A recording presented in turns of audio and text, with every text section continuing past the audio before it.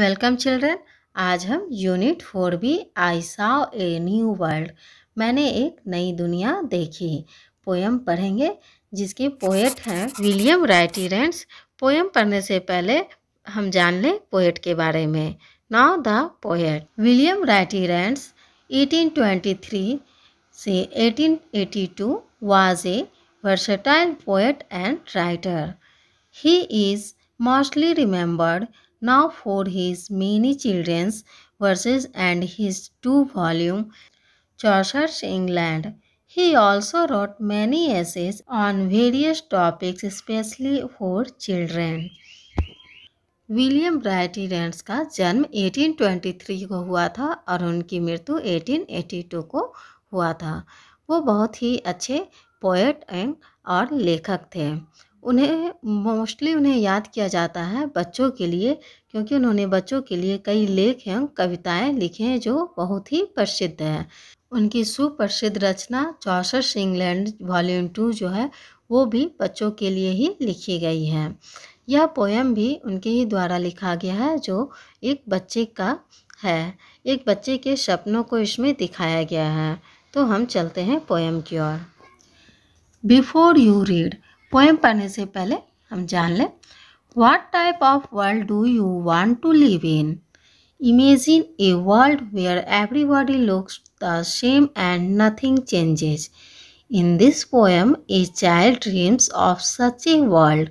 Read the poem to know whether the child likes the new world or not. बच्चों, आपको किस प्रकार की दुनिया चाहिए रहने के लिए? आप कल्पना करो कि आप कैसा जो है वर्ल्ड चाहते हो और जहाँ कोई भी बदलाव ना हो।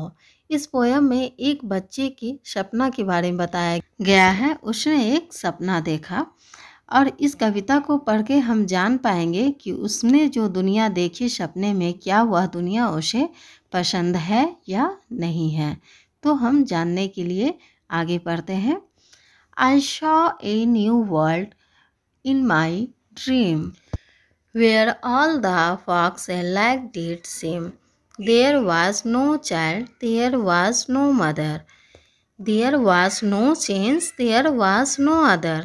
Nobody laughed, nobody wept, none grew weary, and so none slept. यह पोयम विलियम राइट रेंस के द्वारा लिखा गया है जो बच्चों के लिए काफ़ी प्रसिद्ध है। इस कविता में कवि जो है बच्चे की तरह अनुभव कर रहे हैं और एक बाल मन के अंदर क्या चलता है उसे इस कविता के द्वारा प्रस्तुत किए हैं। वो एक बच्चे की तरह लिखे हैं कि मैंने अपने सपने में एक नई दुनिया देखी जहाँ सभी लोग एक जैसे दिखते थे। ना कोई बच्चा था, ना कोई माँ थी। कोई परिवर्तन वहाँ नहीं होता था। किसी भी प्रकार की कोई भी चीज़ वहाँ जो है नहीं बदलती थी। सभी एक जैसे थे। ना कोई रोता था, ना कोई हंसता था। कोई ना थकता था, जब कोई थकता ही नहीं था तो कोई सोता भी नहीं था। I long to hear the time clock strike in the world where the people were all alike. I longed for a change, whatever came after. I longed for crying, I longed for laughter. At last I hear the time clock boom and woke from my dream in my little room. कवि ने इस stanza में कहा है कि मैं चाहता था कि घड़ी की आवाज़ सुनूं, घड़ी की घंटे की आवाज़ जो है वो सुनूं। उस दुनिया में जहाँ सभी लोग एक जैसे ही थे, मैं परिवर्तन के लिए बेहद उत्सुक था, जिज्ञासु था कि किसी तरह भी लोग बदले, कैसा भी परिवर्तन हो चलेगा। सभी जो एक जैसे थे, तो कवि ने कहा कि मुझे वहाँ परिवर्तन लाना था, मुझे परिवर्तन देखना था, चाहे वो किसी भी रूप में हो। मैंने रोने की आवाज़ ना हंसने की आवाज़ कुछ भी नहीं सुना और मैं सुनना चाह रहा था कि कोई रोने की आवाज़ आए कहीं से और कोई हंसे भी। अंत में घड़ी की घंटे की आवाज़ सुनी और अपनी छोटे कमरे में अपनी नींद से जाग गया और अंततः कवि की जो है यह इच्छा पूरी हुई, क्योंकि उनका अलार्म बजने लगा और उस अलार्म की आवाज़ से उनकी नींद टूट गई और अपने आप को एक छोटे से कमरे में पाया और वह समझ गए कि मैंने यह जो है दुनिया सपने में देखा। नेक्स्ट स्टांजा है, With a smile on her lips, my mother was nigh, and I heard the baby crow and cry, and I thought to myself, how nice it is for me to live in a world like this, where things can happen and clocks can strike, and none of the people are made alike. कवि अपने सपनों की दुनिया से जाग चुके थे और उसने सामने में अपनी माँ को मुस्कुराते हुए खड़ा पाया और मैंने बच्चे के रोने की आवाज़ सुनी और मैं सोचने लगा कितना अच्छा है इस दुनिया में मुझे जीना है, जहाँ चीज़ें घटित हो सकती है और घड़ी बज सकती है और कोई भी आदमी दूसरे के जैसा हूबहू नहीं है, सभी एक दूसरे से अलग है और कवि को यह दुनिया ही पसंद है, सपनों वाली दुनिया नहीं पसंद है, जहाँ सब कुछ एक था, ना रोने की आवाज़ थी, ना हंसने की आवाज़, कोई भी चीज़ वहाँ नहीं था, ना कोई परिवर्तन था। कवि को इसी दुनिया में रहना है, सपनों की दुनिया उन्हें नहीं पसंद है। तो बच्चों, ये था हमारा poem I saw a new world, मैंने एक नई दुनिया देखी। तो अब हम चलते हैं वर्ड मीनिंग की ओर। फर्स्ट में है फॉक्स, मतलब लोक या लो। सेकंड है वियरी, थका हुआ। नेक्स्ट नाई, मतलब नज़दीक या पास में। बूम, विस्फोट की आवाज़। अलाइक, मतलब सदृश या एक समान जैसा। नेक्स्ट है वर्ल्ड, मतलब दुनिया। नेक्स्ट है ड्रीम, मतलब सपना। नेक्स्ट है वेप्ट, मतलब रोया। स्लेप्ट, सोया। नेक्स्ट लॉन्ग्ड, चाहा। स्ट्राइक, बजाना। नेक्स्ट है चेंज, परिवर्तन। लाफ्टर, हंसी। नेक्स्ट है नाइस, अच्छा। तो यहाँ हमारा वर्ड मीनिंग ख़त्म होता है। हम चलते हैं एक्सरसाइज की ओर। आंसर द फॉलोइंग क्वेश्चन, नीचे लिखे प्रश्नों के उत्तर दें। Question number 1, right any 3 things the poet saw in his dream. कोई 3 बातें आप लिखिए कवि के बारे में जो सपने में उन्होंने देखा था। तो उसका आंसर है 3 things the poet saw in his dream is following. 3 जो बातें हैं जिसे कवि ने अपने सपने में देखा वह इस प्रकार है नीचे। Number 1, there were no child, there were no mother. Number 2, there were no change, there were no other. Number 3, nobody laughed, nobody wept. उनकी जो 3 बातें हैं जो सपने में कवि ने देखा था वो है कि उनके सपनों में कोई बच्चे नहीं थे, ना ही कोई माँ थी, ना वहाँ कोई बदलाव था, ना ही किसी भी तरह का कोई भी चेंजेस थे या बदलाव थे, और ना कोई हंसने की आवाज़ थी और ना ही रोने की आवाज़ थी। ये कवि ने सपने में देखा था। Question number 2, in what type of world does the poet want to live. कवि जो है किस प्रकार की दुनिया में रहना चाहते थे।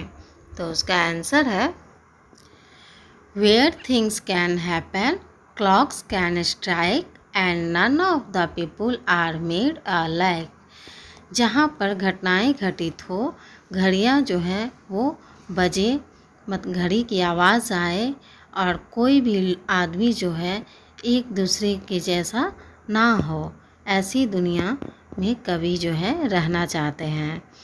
Next question number 3, how did the poet feel when he came out of his dream.